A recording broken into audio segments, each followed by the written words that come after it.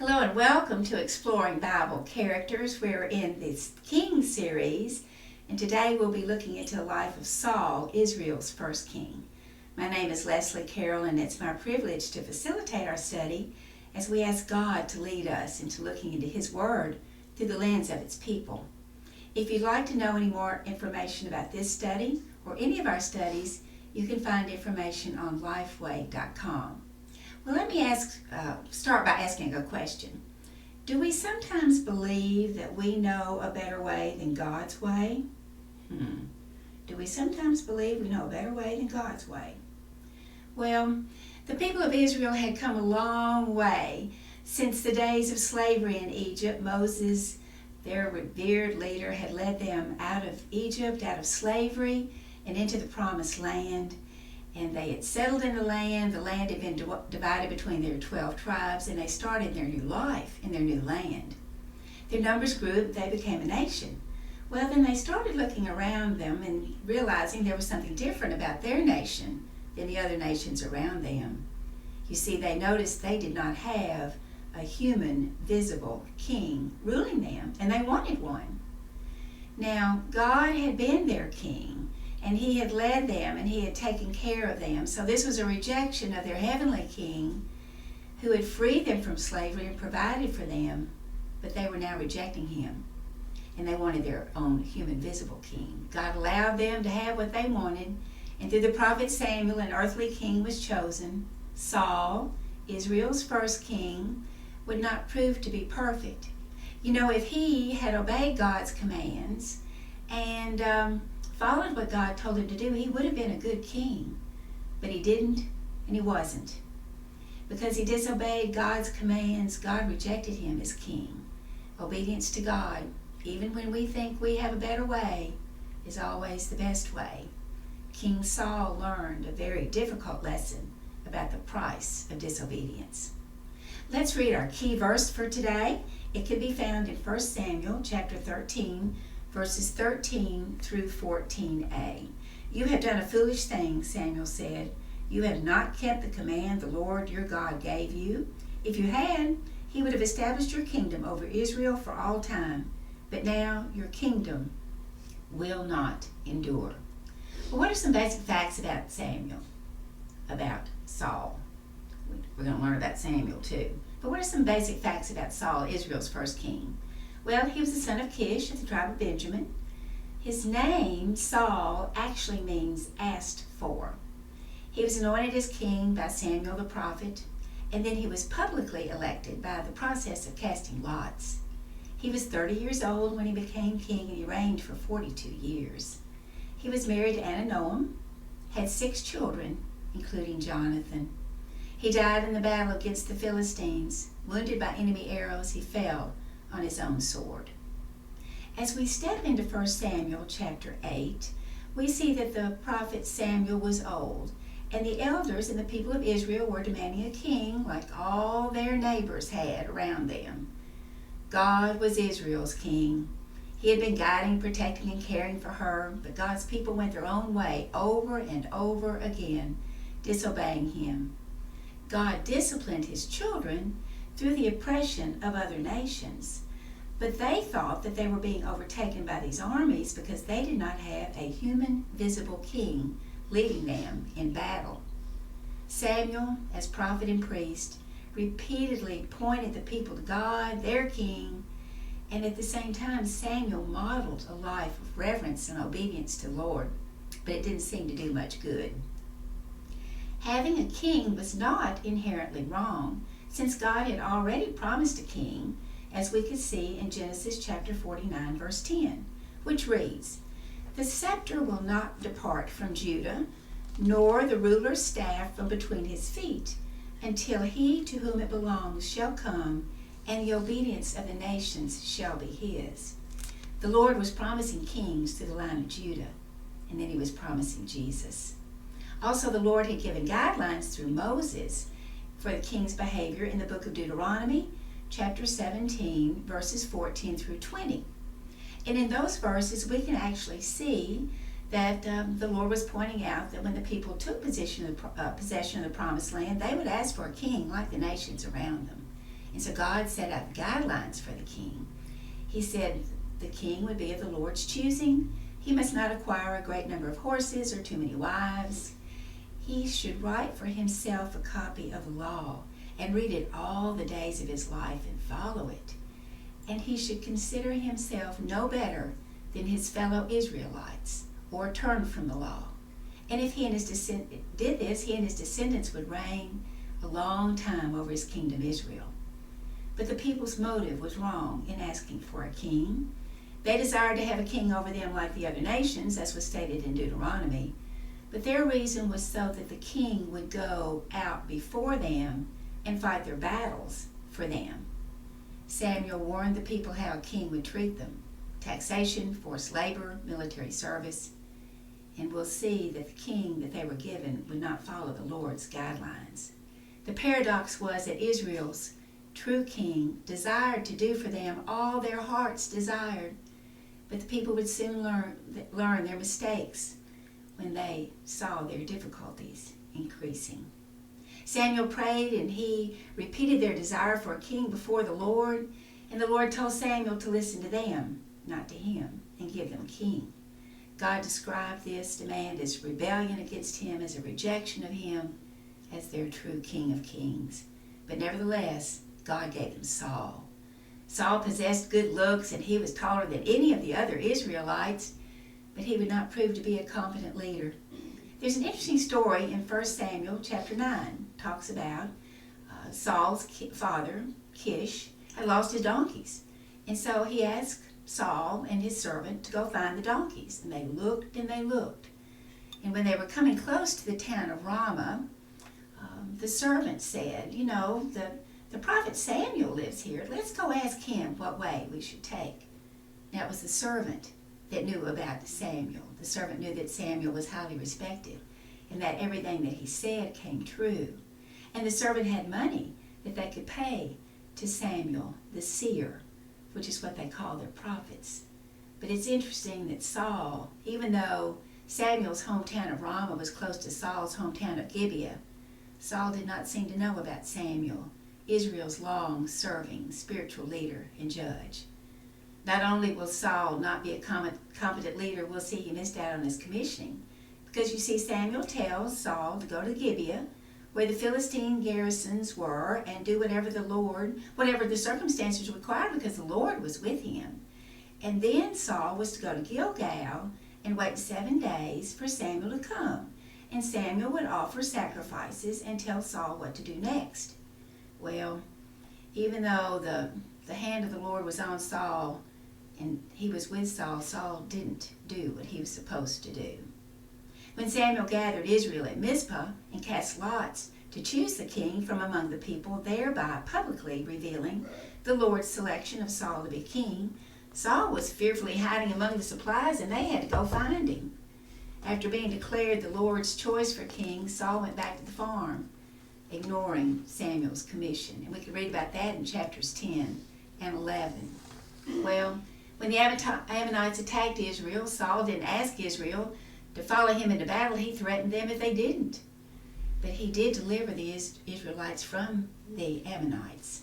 But after that, God judged the land with a crop-destroying thunderstorm in the midst of the dry season, because they had rejected God as their king. Samuel told them not to fear, that even though they had done all this evil, to not turn away from the Lord, but to serve him with all their heart. And Samuel went on to say, for the sake of his great name, the Lord would not reject his people, because he was pleased to make them his own. But they were to fear the Lord and serve him faithfully, or both them and their king would perish. Well, let's read more about Saul's reign. In 1 Samuel 13, verses 1 and verses 5 through 14. Saul was 30 years old when he became king, and he reigned over Israel 42 years. The Philistines assembled to fight Israel with 3,000 chariots, 6,000 charioteers, and soldiers as numerous as the sand on the seashores. They went up and they camped at Michmash, east of Beth-aven. When the Israelites saw that their situation was critical and that the army was hard-pressed, they hid in caves and thickets, among the rocks and in the pits and cisterns. Some Hebrews even crossed the Jordan to the land of Gad and Gilead. Saul remained at Gilgal, and all the troops with him were quaking with fear. He waited 7 days, the time set by Samuel, but Samuel didn't come to Gilgal, and Saul's men began to scatter. So he said, "Bring me the burnt offerings and the fellowship offerings." And Saul offered the burnt offering. Just as he finished making the offering, Samuel arrived, and Saul went out to greet him. "What have you done?" asked Samuel. Saul replied, "When I saw that the men were scattering and that you didn't come at the set time and that the Philistines were assembling at Michmash, I thought, now the Philistines will come down against me at Gilgal, and I have not sought the Lord's favor. So I felt compelled to offer the burnt offering." "You have done a foolish thing," Samuel said. "You have not kept the command of the Lord your God gave you. If you had, he would have established your kingdom over Israel for all time. But now your kingdom will not endure. The Lord has sought out a man after his own heart and appointed him ruler of his people, because you have not kept the Lord's commands." In these verses, we see Saul disobeying God, and that his disobedience was so serious. Well, let me ask you this. Can fear prompt us to disobey God? Saul offered burnt offerings even though it wasn't his role or his place to do so, instead of waiting on the prophet Samuel to arrive and perform that function. Saul thought he was doing the right thing, didn't he? He was afraid. The men were scattering. Samuel had not shown up. The Philistines were gathering. He had not sought the Lord's favor, so he felt compelled to offer these burnt offerings. Fear can make us do a lot of things. It can cause us not to act on something that God has told us to do. It can cause us to respond defensively, feeling an unnecessary desire to control the situation. It can cause us to take matters into our own hands, rather than continuing to wait on God, trusting Him to act. If we're fearful, God doesn't need our help to make things turn out right. I've tried it. That doesn't work. It's much better to turn fear to faith, trust in the Lord, and wait on Him. Samuel pointed out how Saul had done a foolish thing, not keeping the command that God gave him. And if he had obeyed, the Lord would have established His kingdom over Israel for all time. But now His kingdom would not endure. Now we might think that Saul's punishment was a bit too harsh, but this is a good time to remind ourselves that partial obedience is actually no obedience. Let's use following a recipe as an example. What happens if you add or delete ingredients to a very precise gourmet recipe? Well, for some of you marvelous cooks, you could do that, and it could be very creative and delicious. But if you're me, and you did that, it wouldn't be creative. It would be not following the recipe, and the result would be disastrous.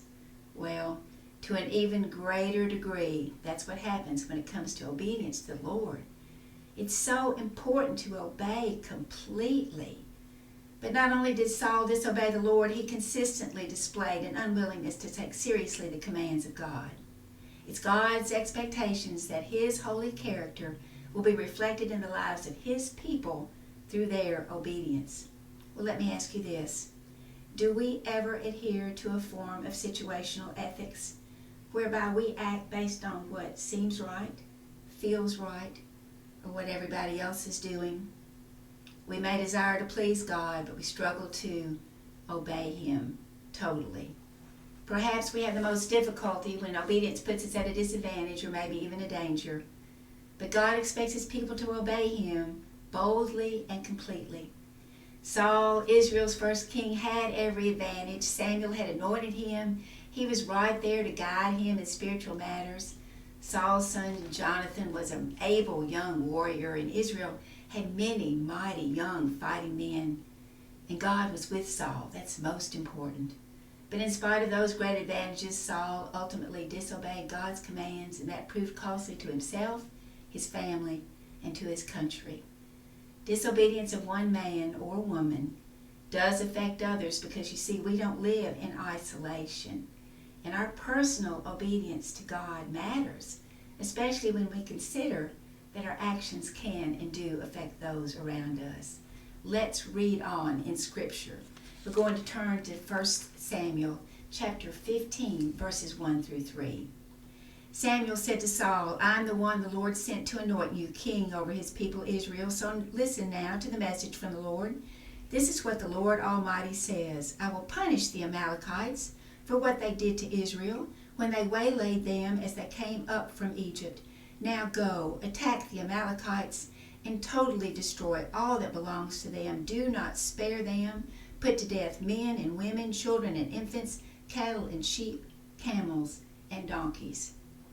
Well, in these verses, Samuel is giving instructions to Saul to destroy the Amalekites. They had taken advantage of Israel as Israel was leaving Egypt and traveling to the Promised Land. Israel was practically defenseless, and they were caught off guard by the swift attacks of the Amalekites. Our God is a God of justice, and he sees, remembers, and avenges the oppressed. Sin must be judged, and people must be held accountable. And that's what we see in these verses. Now let's read on. In 1 Samuel chapter 15, verses 7 through 15 and 20 through 23.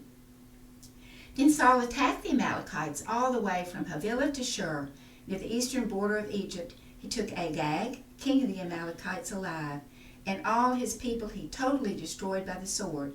But Saul and the army spared Agag and the best of the sheep and the cattle, the fat calves and the lambs, everything that was good.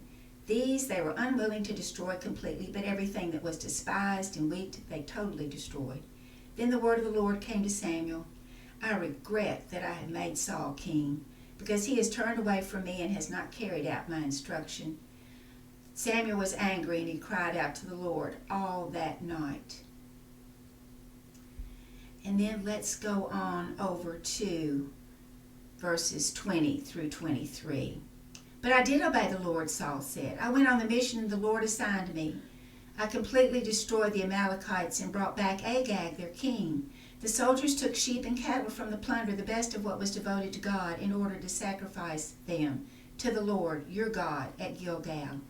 But Samuel replied, Does the Lord delight in burnt offerings and sacrifices as much as in obeying the Lord?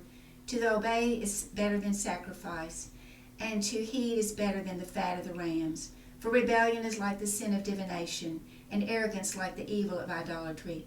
Because you have rejected the word of the Lord, he has rejected the word. He's rejected you as king. Well, once again, Saul only partially obeyed the Lord's commands. He followed God's command to slay the Amalekites, but not completely. He spared the king, King Agag, and he saved some of the best sheep and cattle to sacrifice to the Lord. So on the surface it appears that, well, maybe he did a sort of a good job, but he only partially obeyed God, which was tantamount to disobedience. You might recall in the story of Esther, the villain Haman, an Agagite, tried to destroy the entire Jewish population. Agagites were descendants of the Amalekites, and they were named after King Agag, who Saul did not kill immediately, but Samuel did later. The Agagites remembered that event every year at a certain time, only instilling in them an intense hatred of the Jews. And it started here with King Saul's partial disobedience. And look what else he did. He built a monument to himself. Saul must have believed that because he almost fully obeyed God's command, that was good enough or close enough to what God wanted. Yet his good intentions led to partial obedience and self-worship. Saul held himself in higher esteem than he did the Lord. Well, let me ask this. Do you think Saul was truly surprised that his behaviors were sinful? Or do you think he was attempting to redefine his disobedience as something acceptable? Perhaps both. Saul failed to realize that what pleases the Lord is obedience, not religious rituals, and at the same time he may have simply used these excuses to cover up his actual convictions that what he had done wasn't wrong. Let's not miss the message here for us. To obey is better than sacrifice. If we were to read on a little further, we'd see that Saul recognizes he sinned, and he tells Samuel that he sinned, stating that he was afraid of the men, and he gave in to them. And that's our point again about fear and what he can do. So from our scripture we see that Saul was not obedient. He didn't obey the Lord, and then to top it all off, he built a monument to himself, holding himself in much higher esteem than the Lord. If we were to fast forward through 1 Samuel chapters 17, 18, and 19, we see that Samuel anointed David as king, as the Lord commanded. By this time, the Lord had rejected Saul as king. The spirit of the law of the Lord had departed from Saul, and an evil spirit from the Lord tormented him. He needed calming. So the servants called out to David because David could play a harp, and that was calming to Saul. Saul liked David at first. David became best friends with his son Jonathan, and David grew in his military successes. But that's where the problems started to arise. The ladies, the women that were coming out to sing, welcoming the troops home, were singing to Saul, who had slain his thousands, and to David, who had slain his tens of thousands. That made Saul so angry, and he became very jealous of David, and it drove him mad. Jealousy caused Saul to ignore the blessing that David was to his kingdom and to his family. And Saul instead focused on his diminished level of popularity with the people. Saul connected the mention of David with Samuel's prophecy of a previously anonymous neighbor of Saul to whom the Lord had given the kingdom of Israel.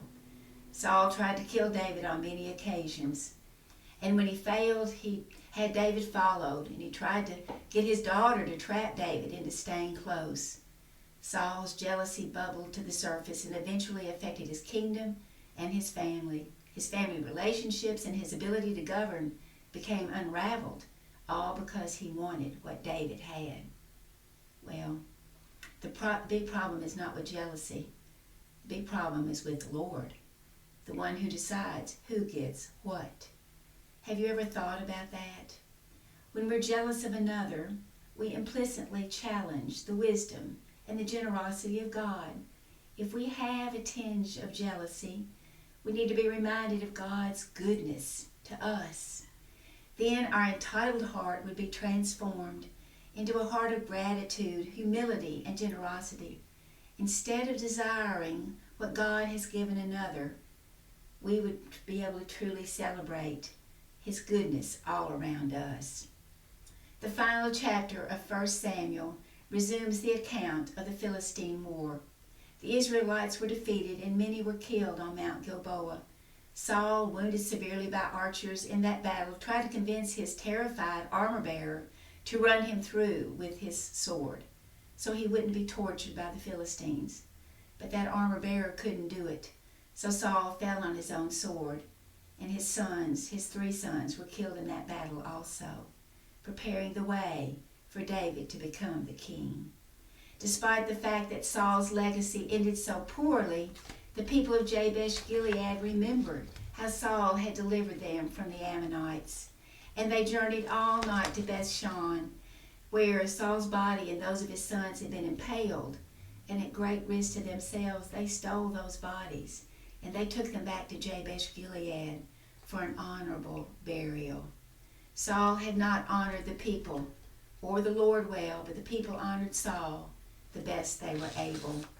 When the people saw that Saul and his sons had been killed in battle, a mass desertion took place, not only of the soldiers, but of the citizens all across the land. They fled across the Jordan to escape from the dangers of the Philistines.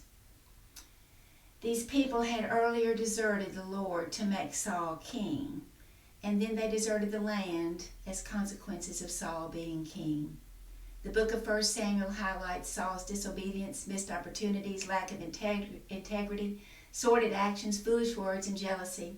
Saul was given the opportunity for both kingship and a dynasty, but he never met the standards for kingship in Deuteronomy 17. Further, he didn't fulfill the commission, and to the end, he was disobedient to God's commands. All of this led to God's rejecting Saul and selecting David as Israel's next king. There are many other pieces to the story of Saul in 1 Samuel. If you'd like to read on in 1 Samuel. It's just an incredible book. The book of 1 Samuel was written to show the rise and the development of monarchy in Israel and the need for its leadership to reverence and obey God. Leaders must be led by God, not by their desires, culture, religious tradition, or situation. And that's very true even today, isn't it? Reverence for God is demonstrated by obedience to His command. God must be the object of faith. Patience and trust are necessary to allow Him to work in His way and in His time. Those are good lessons for us, aren't they? Let's make God the object of our faith and have patience and trust to allow Him to work in His way and in His timing as we fully obey Him. I hope you've gained some insights and perhaps learned some new things or been reminded of some things about Saul in our story today from 1 Samuel, Saul, Israel's first king. I know I've learned some things, been reminded of some things, and I've seen some new things. And I'd love to hear from you if you have insights or questions or comments about our lesson today. I'd love to hear from you. There'll be a slide that will come up shortly. You can contact me through Facebook or YouTube or however you'd like. I'd love to hear from you. And I hope you'll join me next time when we'll be looking into the life of David, Israel's humble king. And until then, God bless you and keep you.